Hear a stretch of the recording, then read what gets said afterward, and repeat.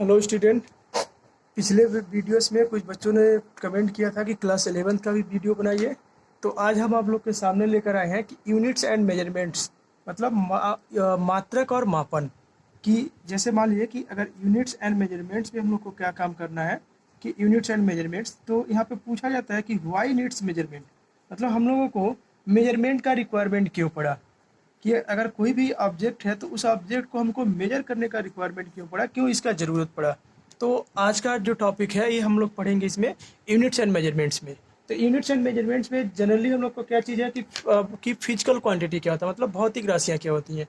तो जो physical quantity है, तो मान लीजिए कि अगर कोई नेचुरल फिनोमिना हो, मतलब कोई नेचुरल फिनोमिना मतलब कि प्राकृतिक जो घटनाएं होती हैं जो हमारे लोग के इन्वायरमेंट में, मतलब हमारे सराउंडिंग में, हमारे आसपास जो भी ये घटनाएं होती हैं, तो इनको जो हम लोग प्रदर्शित करते हैं, जिससे हम लोग जिससे इसको ट्रीट करते हैं, मतलब जिस तरह से इसको समझते हैं, उस क्वांटिटी को हम लोग कहते हैं कि यह क्या है, भौतिक राशियाँ हैं, फिजिकल क्वांटिटी है। अब ये जब फिजिकल क्वांटिटी हो गया तो अब इसी तरह इसका मात्रक भी की बात करेंगे कि इसका यूनिट क्या होगा। तो अगर जो ये हमारा था कि फिजिकल क्वांटिटी क्या होगा, ठीक है, कि फिजिकल क्वांटिटी किसे क्या किसको कहेंगे कि हमारा फिजिकल क्वांटिटी है। और मतलब इसको भौतिक राशियाँ बोलते हैं कि ये हमारी जो फिजिकल क्वांटिटी है या भौतिक राशियाँ हैं, इसको किसको कहेंगे कि ये फिजिकल क्वांटिटी है।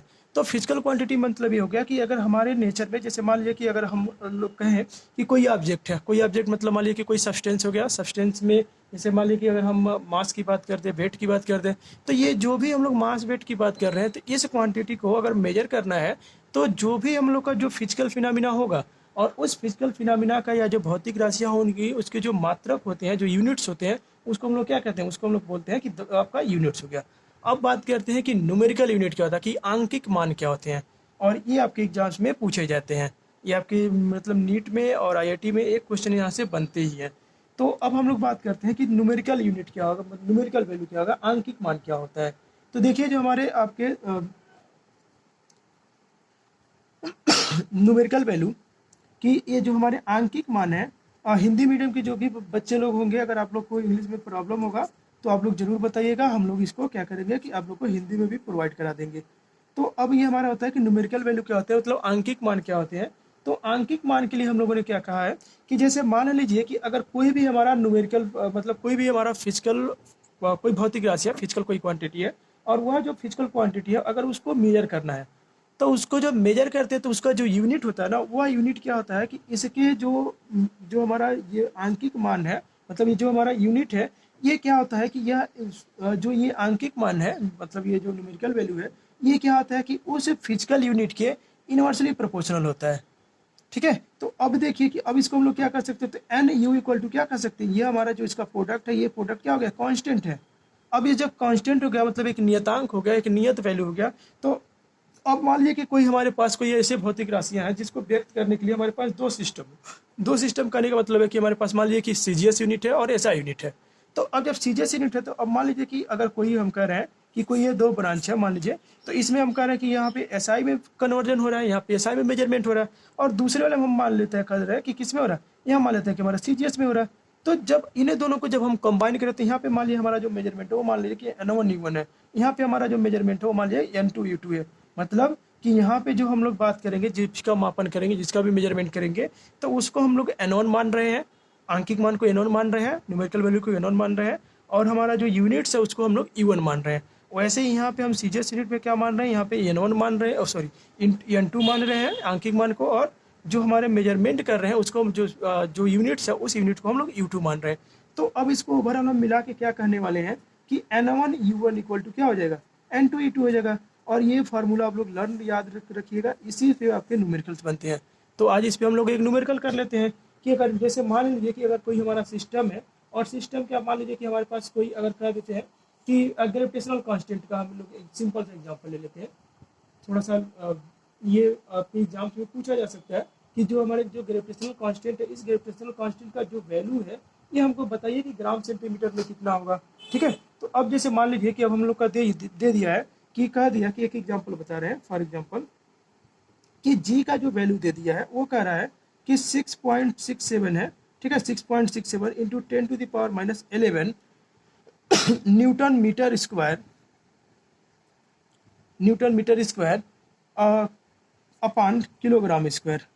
ठीक है, ये आप लोगों ने पढ़ा होगा, इसको थोड़ा सा हम डिस्कस भी कर लेते हैं। जैसे ये हमारा क्या होता है कि जैसे मान लिया कि हमारे कोई दो प्लेनेट हों, ठीक है, इन दोनों प्लेनेट का जो मास है वो मान लीजिए कि m1 है, दूसरे प्लेनेट का मास m2 है, इनके बीच का जो सेपरेशन है वो मान लीजिए r है, ठीक है। तो इनके बीच में जो फोर्स ऑफ अट्रैक्शन होता है वो डायरेक्टली प्रोपोर्शनल होता है मास के, मतलब मास के प्रोडक्ट के m1 इंटू m2 के, और इनके बीच का जो सेपरेशन होता है उस सेपरेशन के डिस्टेंस के स्क्वायर के क्या होता है, इनवर्सली प्रोपोर्शनल होता है।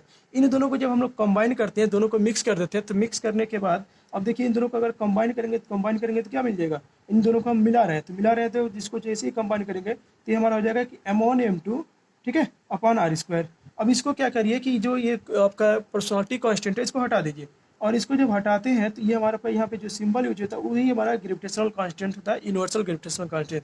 तो F equal to G m1 m2 upon r square, ठीक है। तो यहाँ से हम लोग क्या किए हैं, इसको यूनिट निकाले हैं। तो देखिए एफ का जो यूनिट हो गया न्यूटन हो गया, ये डिस्टेंस है r स्क्वायर का मीटर हो गया, और m1 m2 किलोग्राम है, मास है, तो इसका हमारा किलोग्राम स्क्वायर। तो अब हम लोग से कह रहा है कि इसको क्या करिए कि जो ये g का जो मान है इसको क्या करना है कि आपको चेंज करना है किस में, तो आप लोग को चेंज करना है कि सेंटीमीटर पे पावर 3 और अपान ग्राम सेकेंड स्क्वायर, ठीक है। इसमें इसको चेंज करना है, इसमें इसका वैल्यू बताना है कि इसका वैल्यू क्या होगा।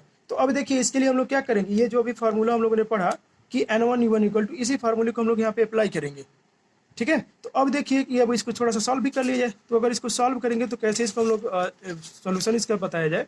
तो अब देखिए हम लोग क्या करते हैं कि पहले हम लोग मानते हैं जो कैलकुलेशन में अगर उसका जो प्रोसेस यूज होता है तो हम लोग का सोल्यूशन हम लोग कर रहे हैं। तो हम लोग लिखते हैं कि हियर गिवन डेट, मतलब जो भी चीज़ें हम लोग को दिया है, जो भी आपके क्वेश्चंस में बनेगा उसको आप लोग उसको कंसीडर करिएगा। तो हम लोग का हियर गिवन डेट मतलब जो चीज़ दिया है, ठीक है। तो हियर गिवन डेट, अब हम लोग को क्या दिया हुआ वो लिख लेते हैं। तो अब देखिए हम लोग क्या करते हैं कि वैल्यू लिख रहे हैं। तो अब n1 क्या हो गया, ये नंबर है, ठीक है ना। तो ये ध्यान रखिएगा कि नंबर का कोई यूनिट नहीं होता। तो n1 इक्वल टू जो इसका आंकिक मान बात किया ना न्यूमेरिकल वैल्यू का, तो वैल्यू है तो इसका कोई यूनिट नहीं। तो ये आपका हो गया 6.67 इंटू 10⁻⁻11, और इसके करस्पॉन्डिंग जो यूनिट है, ठीक है, इसके सापेक्ष जो इसका मात्रक है वो कितना था, वो हमारा था कि newton metre square upon kilogram square, ठीक है, ये लिख लिया। अब हमको निकालना क्या है, तो अब हम लोग का n2 का वैल्यू पूछ रहा है कि n2 कितना होगा, और u2 कितना दे दिया, u2 हम लोग का दे दिया है कि ये कहा है कि हमारा सेंटीमीटर पे पावर 3 है अपान ग्राम पर सेकेंड स्क्वायर है। इसमें हमको बदलना है, इसमें इसका वैल्यू निकालना है। तो अब हम लोग कहेंगे कि सिंस वी नो डेट, मतलब हम जानते हैं, तो क्या चीज़ जानते हैं, तो हम लोग जानते हैं कि n1 u1 इक्वल टू क्या चीज़ n2 u2। अब हमको किसका वैल्यू निकालना है, तो हमको n2 का वैल्यू निकालना है। तो हम एक फार्मूला बना लेते हैं। तो n2 इक्वल टू क्या कहेंगे, n1 ये नंबर है, इसको बाहर लिख लीजिए, और ये हमारा हो जाएगा u1 अपान u2, ठीक है। अब इसको वैल्यू जिसमें हमको निकालना है उसमें हम इसको सबको चेंज करते हैं। तो अब देखिए u1 को, ये जो वैल्यू है अभी n1 को हम लिख नहीं रहे, n1 को ऐसे ही लिख के चल रहे हैं। u1 को हम चेंज करने वाले हैं। तो u1 को जो हम लिखा है पहले लिख लेते हैं। तो ये हम लोग का लिखा कि newton metre square upon kilogram square, और u2 का जो वैल्यू है, तो अगर u2 का भी वैल्यू लिख लेते हैं। तो अभी देखिए कि ये हमारा हो गया कि सेंटीमीटर पे पावर 3, और इसका पूरे का अपान कितना है, ग्राम सेकेंड स्क्वायर। अब देखिए यह लिखा a/b c/d।